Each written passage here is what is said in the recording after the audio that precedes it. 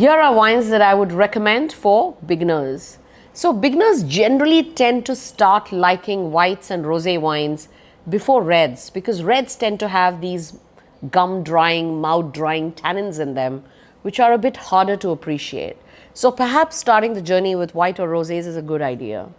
Also trying some aromatic or slightly sweet tasting wines like the German Riesling, the New Zealand Sauvignon Blanc, an Indian Chenin Blanc, or the Moscato or a Viognier wine is often enjoyed by people who are new to wine. Rosé wines, of course, from all over the world can be a great start for any beginner.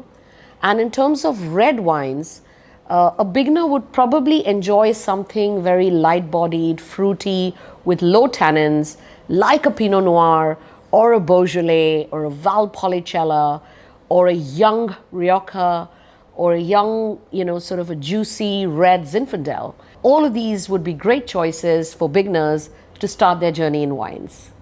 So come along, friends, tag and share this video with some of your friends who you'd like to share this interesting information with.